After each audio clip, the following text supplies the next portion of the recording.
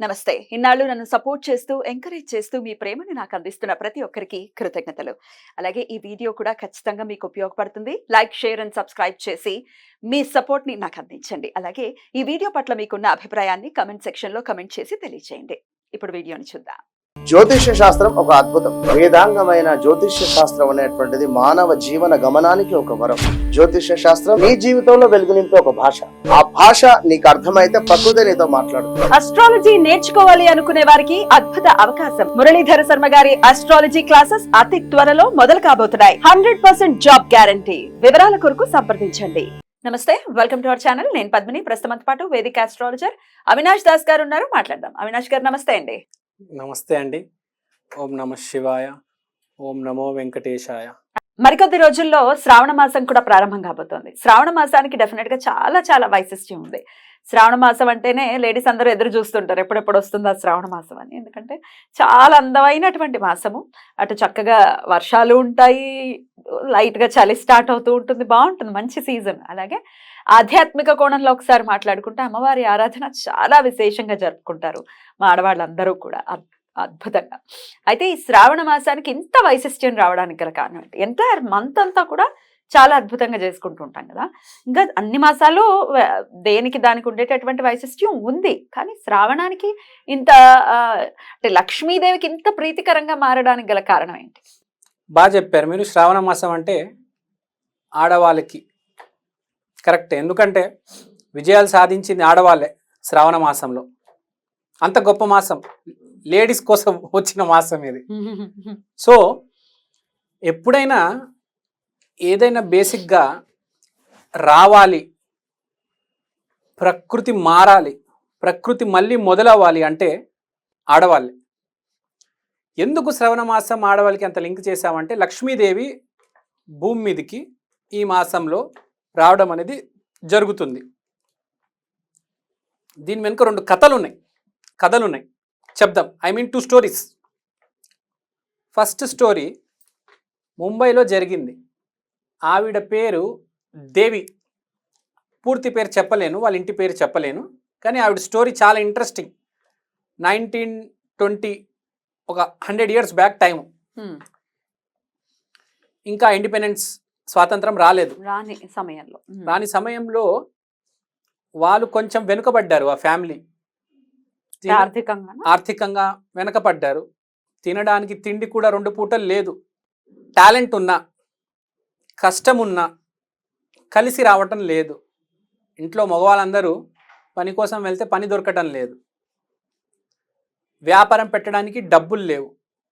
ఎప్పుడో ఉన్న డబ్బులు ఇవి అమ్మేసి అవి అమ్మేసి ఒక పూట తింటున్నారు అంతే. 2 పూటలు తింటే ఎక్కడ డబ్బులు అయిపోతాయి అని చెప్పి ఒక పూటనే తింటున్నారు. Very bad state. మళ్ళీ పెద్ద ఫ్యామిలీ, అది అందరి పరిస్థితి అంతే. అలాంటి సమయంలో ఆ దేవి గారికి హే కేశవ, హే మాధవ, హే గోవింద, విష్ణుమూర్తి మీద బాగా నమ్మకం ఎక్కువ. శ్రవణ మాసంలో దేవి గారు ఇంకా మా పరిస్థితి బాగాలేదు, ఇంకా కొన్ని రోజులైతే దారుణాతి దారుణం, దరిద్రంలోకి వెళ్ళిపోతుంది, ఇంకా ఏ దిక్కు లేదు, ఇప్పుడు కష్టం అన్నీ వాడేశాం, మన మనిషి దగ్గర ఉన్న ఆయుధాలన్నీ అయిపోయాయి, ఇంకొకటే మిగిలిందని చెప్పి లక్ష్మీ సాధన చేయడం మొదలెట్టారు దేవి గారు. ముంబైలో 1920s నాన్ స్టాప్ కంటిన్యూస్గా దాంట్లోనే లీనమైపోయారు.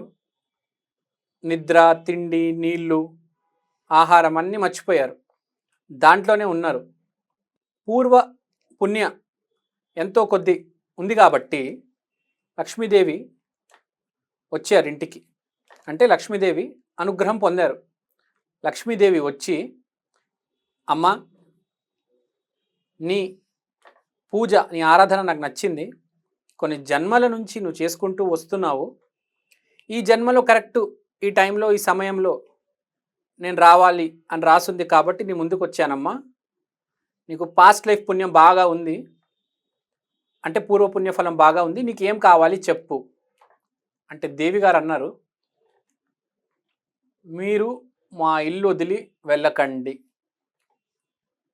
లక్ష్మీదేవి గారు ఏమంటారు, అది కుదరదమ్మా, నాకు చాలామంది భక్తులు ఉన్నారు, కొన్ని అవతారాలు ఉన్నాయి, భూమి మీద అందరింటికి వెళ్ళాలి, నేను వెళ్ళొస్తూ ఉండాలి, అలా ఒక చోట ఉండిపోలేను. సరే, దేవి గారు ఏమన్నారంటే, ఓకే మీరు మా ఇంట్లో నీళ్ళు తాగెళ్ళండి, మీరు ఇక్కడే ఉండండి, నేను నీళ్ళు తీసుకొస్తాను, తీసుకొచ్చాక మీరు నీళ్ళు తాగి వెళ్ళిపోండి అమ్మ అని చెప్పారు. ఆవిడ ఇంటి బయటికి వచ్చి అక్కడ ఒక బావి ఉంటే మామూలుగా నీళ్ళు తీసుకొని రావాలి. ఆవిడ ఏం చేసిందంటే ఆ బావిలో దూకి చచ్చిపోయిందా? ప్రాణాలు వదిలేశారు. లక్ష్మీదేవి వెళ్ళకూడదని. లక్ష్మీదేవి వెళ్ళకూడదని.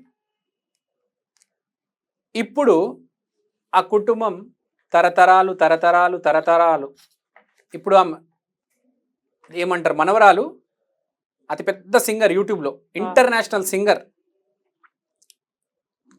మన హైదరాబాద్లో ఇప్పుడు సుబ్బరామరెడ్డి గారు కూతురు పింకిరెడ్డి గారు ఇంట్లో ఫంక్షన్లకి, లక్ష్మీ మంచు గారు ఇంట్లో ఫంక్షన్లకి ఆవిడ వస్తూ ఉంటారు. ఆ దేవి అమ్మ గారి ముని మనవరాలు, లేటెస్ట్ జనరేషన్. అంటే ఇప్పుడు చెప్పాలంటే వాళ్ళ దగ్గర ఒక 50 లక్షల కోట్లు ఉన్నాయి.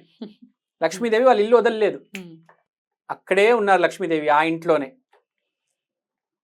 లక్ష్మీ సాధన చేయాలి అని చెప్తున్నారు. ఐ మీన్ టు సే, శ్రవణ మాసంలో లక్ష్మీ సాధన అనేది సక్సెస్ఫుల్ అవుతుంది.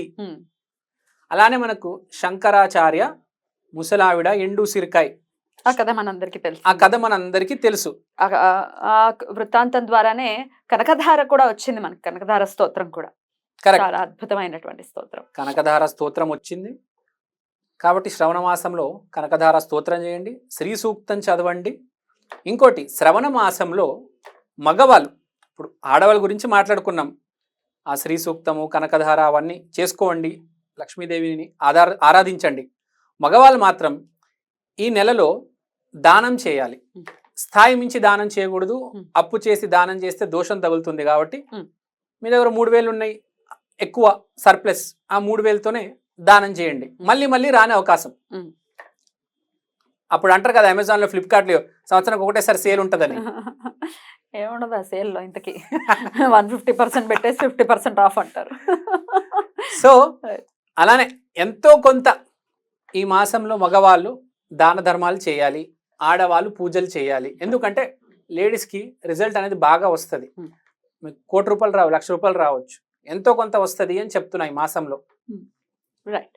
సో నా రిక్వెస్ట్ ఏంటంటే సబ్స్క్రైబర్స్కి, దయచేసి ఈ మాసంని వాడి లక్ష్మీదేవి ఆరాధన చేసి ఆమె కృప పొందండి. మీ జీవితం బాగుపడుతుంది, ఇప్పటికీ కాదు వచ్చే జన్మకు కూడా బాగుపడుతుంది. దేవి గారు కథ విన్నాం కదా. అయితే స్థాయిని మించి చేయకూడదు ఏదైనా కూడా. పూజ అవ్వచ్చు, దానం అవ్వచ్చు, ఏదైనా కూడా స్థాయిని మించి చేసేయాలి. వాళ్ళు అది పెట్టేశారు. ఇప్పుడు చాలా మంది ఈ గోల్డ్ నెక్లెస్లు కొనుక్కుంటూ ఉంటారు. శ్రావణ మాసంలోనే ప్రత్యేకించి కొనుక్కుంటూ ఉంటారు. ఇయర్లీ వన్స్ కొంటారు, ఫస్ట్ అమ్మవారికి పెడతారు, చాలా చాలా అద్భుతంగా చేసుకుంటారు. కానీ వాళ్ళలాగే మనము చెయ్యాలని రూల్ లేదు కదా. ఒక్క కాసైనా కొనుక్కు, ధనం మూలం ఇదం జగత్లానే ఉంది ప్రస్తుతం అంతా కూడా. ప్రస్తుతం ఏంటి, ఎప్పుడు అలాగే ఉంటుంది. అమ్మవారి కృప ప్రతి ఒక్కరికి ఉండాలని మనస్ఫూర్తిగా తెలియజేస్తూ థ్యాంక్ యూ సో మచ్ అండి. నమస్తే. నమస్తే.